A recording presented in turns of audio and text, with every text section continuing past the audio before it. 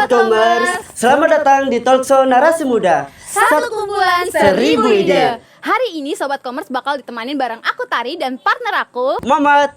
Hari ini kita bakal berbincang untuk beberapa menit ke depan tentang apa sih kira-kira, Mat? Nah, pembahasan kita kali ini tentang data yang diangkat dari Badan Pusat Statistik pada tahun 2023. Keren banget sih pembahasan kali ini. Alasannya karena apa sih? Nah, alasannya bahwa data itu menunjukkan provinsi kita Maluku, lebih khususnya Kota Ambon, adalah provinsi dengan proporsi anak muda tak punya kegiatan tertinggi di Maluku. Tak punya kegiatan tertinggi di Maluku. Artinya anak muda Kota Ambon, khususnya kita berdua ini termaksud nih, adalah anak muda yang gabut kalau bahasa kekiniannya. Kira-kira kenapa sih? Nah, hal ini disebabkan oleh kurangnya pemahaman tentang pendidikan, kurangnya motivasi, bahkan tidak ada goals dalam diri masing-masing Sobat Commerce. Kira-kira dari 3 topik itu, Mamat punya nggak sih saran biar kita semua nih, termasuk Sobat Commerce di rumah, bisa nge-backup atau menghilangkan 3 hal itu dari diri kita masing-masing? Nah, perlu Sobat Commerce mengetahui bahwa di Kota Ambon ada salah satu komunitas di Kota Ambon ini bisa nge-backup semangat, menambahkan motivasi, bahkan pendidikan sekalipun Sobat Commerce. Serius ada di Kota Ambon? Iya, ada. Apa sih namanya? Nah, komunitas di Kota Ambon itu adalah Gema Pemuda. Wow, keren banget Gema Pemuda, aku baru denger.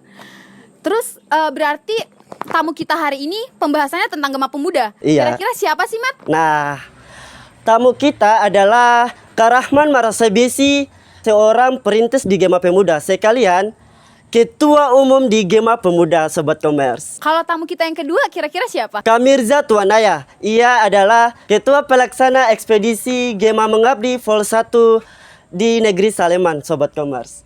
Kalau gitu kita tepuk tangan untuk Kak Mirza Tuanaya dan Kak Rahman Marasabesi. Yeay. Selamat siang. Ini kira-kira siang atau sore, Mat? Selamat sore untuk Kak Mirza dan Kak Rahman. Sore.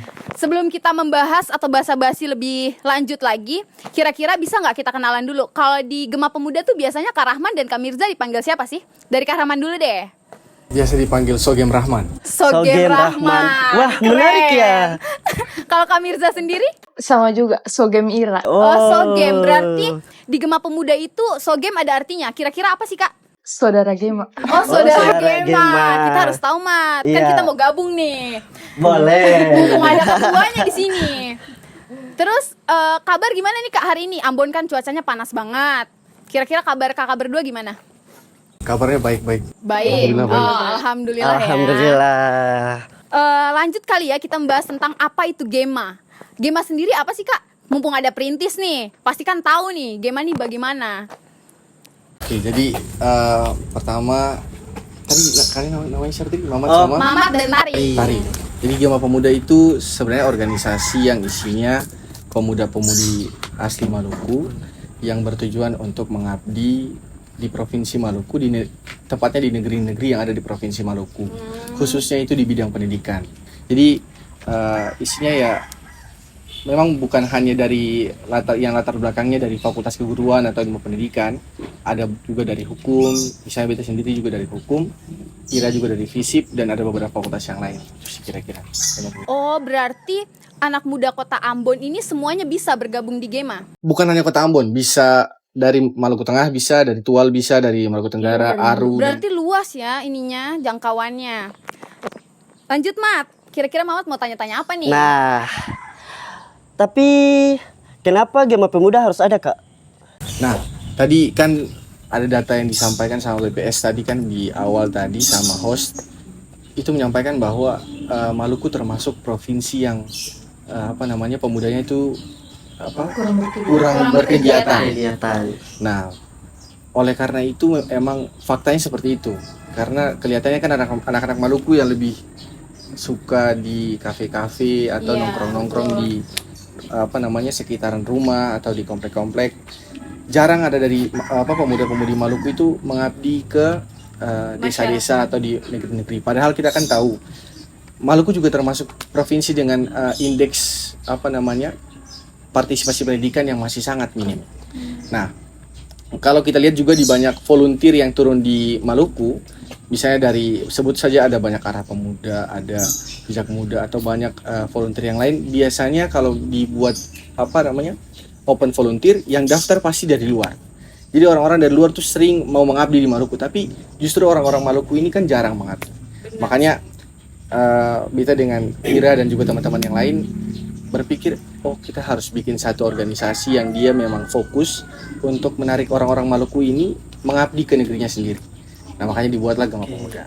Berarti keren ya, Gema Pemuda ini berarti termaksud kelompok baru Gema Pemuda itu? Iya termasuk baru tanggal 24 April 2024, masih April Baru kemarin. terbentuknya tahun ini. Baru ya? Keren. Sebenarnya kita tuh udah sering banget dengar Gema Pemuda. Kita juga udah sering lihat di sosial media kayak Instagram, TikTok, Gema Pemuda tuh seperti apa. Cuman kayak mungkin anak-anak namanya Kota Ambon, termaksud aku sih, aku orangnya kurang mau ikut-ikut gitu loh. Bergabung di kelompok-kelompok kayak begini, karena menurut aku kayak biasa aja, maksudnya kayak ya udah kita juga bisa sama teman-teman kita sendiri. Cuman kalau dari penjelasan kakak tentang pendidikan atau tentang masyarakat, berarti seru. Bahkan membangun motivasi Kak Tari. Berarti kita bisa turun langsung ke masyarakat. Iya. Terus kalau pembahasan tentang yang tadi nih, Kak Ira kan termaksud dari ketua Pelaksana. pelaksana ekspedisi. Itu tuh kayak bagaimana sih Kak? Jadi untuk melakukan ekspedisi tentunya kita tergabung, selain Gema Pemuda ada juga panitia di dalamnya, dan ketua pelaksananya adalah saya sendiri. Itu mengakomodir semua teman-teman, mengatur segala konsepnya untuk turun ke pengabdian bagaimana, akomodasinya bagaimana, logistiknya bagaimana, mengatur anggarannya juga bagaimana. Oh, itu Gema Pemuda sendiri Iya. yang melakukannya? Jadi Gema Pemuda ini tidak terikat dengan satu organisasi manapun dan berdiri sendiri. Wow, keren banget. Terus selanjutnya Kak, bagaimana sih Gema Pemuda itu terbentuk? Kayak selain dari yang tadi nih. Ini yang kayaknya cukup menarik sebenarnya. Jadi Gema Pemuda itu kan kalau ada beberapa orang di luar tuh bilangnya Gema Pemuda pasti ada orang yang atur dari atas, dia yang suruh bikin, dia yang donatur. Tapi Gema Pemuda bukan seperti itu. Jadi Gema Pemuda itu emang betul-betul lahir dari semangat. Ada beberapa pendiri Gema Pemuda, kita sama-sama duduk terus kemudian berpikir untuk bagaimana bikin ini Maluku dia harus bisa maju. Lalu artinya kan ada penyamaan visi dulu, lalu visi kita sudah terbentuk, lalu kemudian kita bikin organisasi ini. Jadi pertama memang cuma dibuat di penyatuan visi, lalu kemudian kita bikin logonya, kita bikin namanya, logo dan sebagainya. Lalu kita tentukan tempat pengabdian. Makanya kemarin langsung karena kemarin pas penentuan lokasi, pas kita ketemu sama ketua paguyuban mahasiswa negeri Sleman, Kapermas. Lalu dari ketumnya bilang emang di sana butuh sekali ada pengabdian, makanya kita turun ke sana untuk langkah pertama. Nah, dari pengabdian pertama itu langsunglah terbentuk Gema Pemuda dan berisikan sampai sekarang kurang lebih sudah 40 orang lah. Wow. Besar. Keren. Baru bikin beberapa bulan yang lalu padahal. Tapi udah banyak anggota di dalam komunitas itu. Iya, benar. Kalau boleh tahu, Gema Pemuda ini berarti termaksud yang dadakan atau udah dipikirkan beberapa tahun? Kalau dadakan, sebenarnya bukan dadakan juga. Untuk penyamaan visi ini kan lama. Iya. Sebenarnya udah dari tahun lalu kita udah duduk sama-sama berpikir ini mau bikin organisasi, tapi baru terbentuknya kan di bulan April. Jadi kurang lebih ada sekitar 5 bulanan lah kita penyatuan visi misi antara dari satu orang ke orang yang lain, dari satu kafe ke kafe yang lain, mungkin kalau kita duduk cerita sampai akhirnya terbentuk. Jadi bukan cuma tiba-tiba duduk lalu tiba-tiba bentuk Gema Pemuda bentuk. Oh, berarti sudah ada pembahasan, ya sudah ada persiapan. Pantesan matang banget ya. Iya. Tapi Kak, apa yang menginspirasi atau melatar belakangi Kak Rahman untuk merintis Gema Pemuda ini, Kak? Yang tadi saya bilang, pertama memang sih banyak organisasi di di Maluku. Ada beberapa organisasi mahasiswa, ada banyak organisasi pemuda. Tapi yang dilihat kan bagaimana dampak dari organisasi pemuda dan mahasiswa ini ke masyarakat. Terlihat kan kebanyakan kita sebenarnya kita juga tergabung di beberapa organisasi. Cuma karena di organisasi-organisasi yang sudah ada, kebanyakan itu masih sibuk sama masalah internal atau mungkin jarang untuk turun ke masyarakat. langsung. Nah makanya Bita dan juga teman-teman akhirnya berpikir untuk harus ada satu organisasi yang memang tujuannya untuk ke masyarakat saja. Makanya dibuatlah satu organisasi namanya Gema Pemuda biar kita bisa turun ke desa-desa. Oh, berarti komunitas ini khususnya untuk pengabdian, Kak. Iya. Oke. Kalau dari yang tadi kakak paparkan nih, katanya kan ada tantangan dari visi, penyatuan visi. Berarti kira-kira maksudnya tantangan penyatuan visi ini yang bagaimana sih, Kak? Penyatuan visi, jadi pertama mungkin tari dan juga misalnya Ira, pasti pandangan terkait pendidikan itu berbeda satu. Iya benar. Kemudian pandangan terkait bagaimana cara mengabdi juga pasti beda. Iya. Lalu kemudian bagaimana kita mau turun ke sana juga pasti beda. Nah makanya di situ yang ada perbedaan pendapat. Kayak kemarin ada beberapa teman-teman kan mau pengabdian itu harus dia jangan sampai terlalu lama, satu bulan, paling dia harus 6 hari. Ada juga teman-teman yang mau 1 bulan pengabdian. Ada juga teman-teman yang beberapa konsep kegiatannya tidak mau seperti yang sudah dilaksanakan. Nah itu yang kadang bikin jadi tantangan. Plus juga kedua ada yang maunya instan, kayak mau langsung jadi turun pengabdian. Kan pengabdian tidak bisa kayak gitu. Iya. Misalnya anggaran banyak, butuh waktu yang lama, butuh semangat yang banyak biar bisa dapat anggaran dan juga semangat dari anak-anak buat turun ke sana. Nah itu juga jadi tantangan sih. Terus dari tantangan itu ada nggak? Maksudnya kira-kira kakak jadinya ngambil solusi yang bagaimana supaya sobat commerce di rumah juga tahu gitu loh. Jadi kita tuh setiap punya masalah kan pasti ada solusi, ada Ya, ada jalannya. solusi. Kira-kira dengan apa? Kalau kakak Rahman sendiri? Kalau dari kita sih yang penting tenang dan juga tetap resilient saja. Jadi tidak boleh kayak tiba-tiba langsung menyerah. Kalau kemarin di pertengahan bulan Maret atau Februari kita sudah menyerah, ya kayaknya pengabdian kan sudah. Atau mungkin pada saat Gema Pemuda terbentuk, April pengabdiannya di bulan Juli kemarin. Kalau menyerahnya di bulan Juni atau Mei pasti pengabdiannya jalan. Makanya lebih banyak sabar dan juga lebih banyak komunikasikan juga ke teman-teman. Kalau misalnya ada yang sudah menyerah, ya pasti dia butuh motivasi, dia butuh banyak semangat juga dari sesama anggota Gema Pemuda. Berarti saling support ya, Kak? Iya, saling support. Oke. Nah, tadi Kakak singgung tentang motivasi. Nah, apa motivasi utama Gema Pemuda dalam melakukan pengabdian masyarakat, Kak? Mungkin bisa Ira. Oh iya. Motivasi ya, seperti yang tadi sudah banyak disampaikan juga, motivasi kami ingin melaksanakan pengabdian yaitu salah satunya mungkin terkait data yang tadi bahwa kebanyakan anak muda Maluku adalah orang-orang yang kurang beraktivitas. Itu juga salah satu alasan kami mengapa harus tergabung dan melakukan pengabdian di bidang pendidikan agar meningkatkan itu minat literasi dan juga pendidikan kepada teman-teman yang ada di desa-desa yang mungkin kurang dijangkau oleh, bisa katong bilang, pihak pemerintah. Dan katong sebagai orang-orang yang mungkin punya ilmu yang lebih bisa menyalurkan kepada orang-orang yang memang membutuhkan itu. Dan jika dong sudah punya itu mungkin bisa lebih membangun desanya juga. Mungkin tambahkan sedikit. Oh iya, Kak. Jadi kan di Gema Pemuda ini isinya anak-anak Maluku.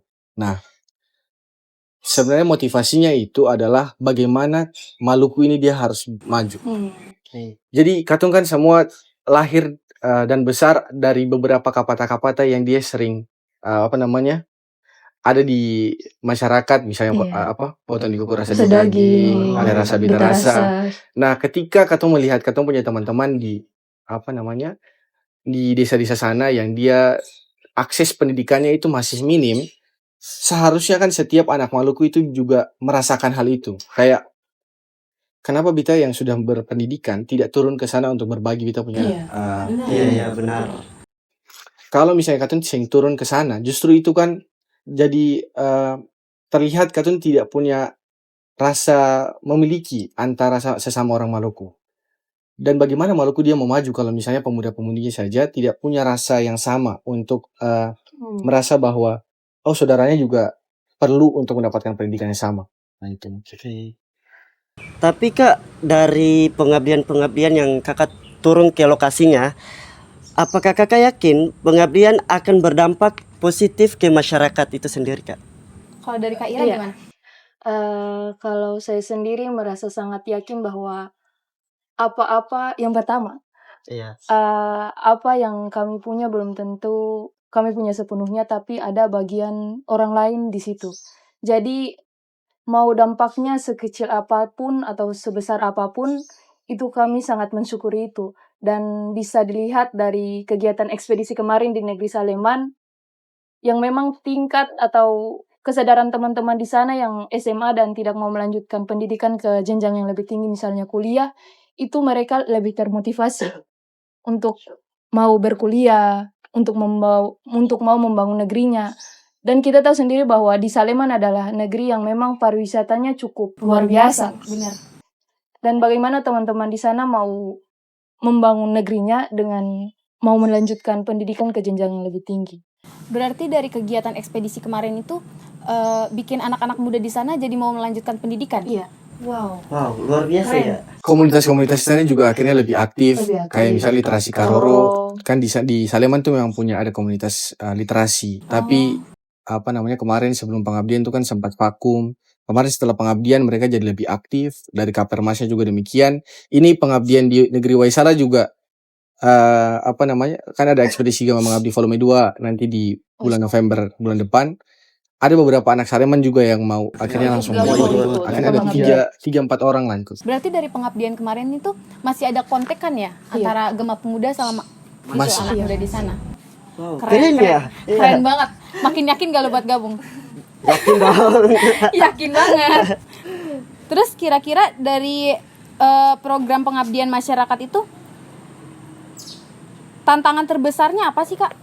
Yang pas kemarin menjalani ekspedisi nih? Kalau dari ketua sendiri. Ketua sendiri. Kalau tantangan terbesar ya sama kayak tadi yang sempat disampaikan juga oleh Maman, bahwa penyatuan visi atau perspektif dari masing-masing volunteer. Karena pastinya masing-masing volunteer memiliki pandangan yang berbeda terkait dengan pengabdian, juga pendidikan, dan beberapa jenis kegiatan yang mungkin katong jalankan di Saleman kemarin. Dan juga mungkin banyak perdebatan-perdebatan, argumen-argumen yang berbeda, tapi alhamdulillah katong punya kegiatan bisa selesai dengan banyak argumen atau pendapat-pendapat yang berbeda, tetapi katong bisa selesai melaksanakan ekspedisi. Mungkin itu karena yang tadi Kak Maman jelasin juga ya, karena anak-anak Gema Pemuda itu saling support satu sama lain, saling mau merangkul dari ketua sendiri dan ketua ekspedisi. Keren Tapi banget. juga sebenarnya kalau di lokasi juga tantangannya juga termasuk di waktu. Iya benar. Jadi karena kan di posisinya di desa. Kalau di Kota Ambon mungkin kan karena kita udah terbiasa dengan schedule disiplin mungkin yang mungkin tidak terlalu lah, tapi di desa itu justru lebih kacau. Kayak misalnya nih sudah dijadwalkan di rundown acara bahwa jam sekian akan ada sosialisasi ini atau akan ada kegiatan B, C dan D.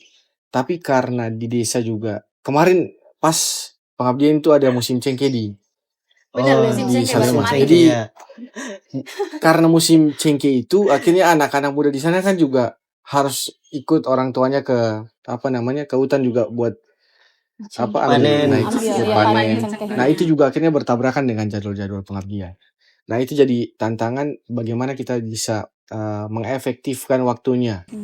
Nah itu tapi alhamdulillah kemarin karena teman-teman juga tetap bisa mencari solusi kemarin, akhirnya bisa lah terlaksana semua pengabdiannya. Masya Allah banget. Keren ya. Alhamdulillahnya. Tapi di pengabdi di Negeri Saleman ini banyak yang ikut termotivasikan Iya ya. benar. Tapi di program pengabdian masyarakat apa yang paling berdampak bagi komunitas menurut Gema Pemuda, Kak? Kalau tidak bagaimana kira-kira yang paling Mungkin yang berdampak? utama juga salah satu misi Gema tuh yang di bidang itu, pendidikan atau peningkatan literasi dan pendidikan, karena katong selalu percaya bahwa ketika orang-orang itu berpendidikan dan sangat berminat terkait dengan literasi, otomatis pola pikirnya juga berubah. Jadi yang paling berdampak sih itu sih terkait dengan sosialisasi pendidikan atau Kemah kemarin, kemah iya, pendidikan kema literasi. kemarin katong juga melaksanakan kema dengan anak-anak muda yang di sana. Itu juga dong sangat termotivasi. Terus selain itu mungkin jadinya Gema Pemuda maksudnya makin Iya, Gema. viral, makin Makin menggema. makin menggema ya. Dari kegiatan yang di Saleman kemarin ada penambahan anggota nggak Kak? Kalau boleh tahu. Kalau dari yang Saleman ya tidak ada penambahan anggota, karena yang betul-betul yang turun di Saleman itu semua yang pendiri Gema Pemuda. Oh. Yang sama-sama bangun Gema Pemuda lah. Oke. Nanti pas di ekspedisi Kedua. Gema Mengabdi volume 2 yang ini baru ada penambahan. Penambahannya itu bisa dari manapun kan? Bisa dari manapun. Terus harapan Gema sendiri untuk pengabdian masyarakat selanjutnya nih, untuk harapan kegiatan ekspedisi selanjutnya, harapannya apa kepada masyarakat? Kepada masyarakat. Iya. Kalau kepada masyarakat ya pasti harus harapannya semoga bisa lebih peduli akan pendidikan. Jadi biar seluruh masyarakat di Maluku ini paham bahwa pendidikan merupakan tiang utama bagi kesejahteraan dia punya masyarakat sendiri. Kalau misalnya orang-orang di masyarakat tidak paham bahwa pendidikan itu merupakan hal yang penting, maka ya di kampung pasti begitu-begitu saja, tidak akan maju. Kalau dari Kak Ira ada nggak tambahan kira-kiranya? Sama sih. Tapi kalau selain masyarakat, Katun juga sangat berharap bahwa ada pihak-pihak yang mempunyai misi yang sama dengan Katong, bahwa pendidikan tuh penting dan mari sama-sama Katong bergandengan tangan bahu-membahu untuk memajukan pendidikan yang ada di Maluku. Ya, karena kita lihat di pedesaan itu pendidikan semakin menurun, Kak. Bahkan ada orang-orang yang setelah lulus sekolah mereka tidak melanjutkan ke perguruan tinggi, bahkan ada yang menikah muda, Kak. Iya. Ya mungkin itu salah satu dari motivasi Gema Pemuda nih supaya mengurangi hal-hal itu kali ya. Ya kira-kira sekitaran itulah. Karena ya di desa-desa palingan karena mungkin akses terhadap itunya yang kurang.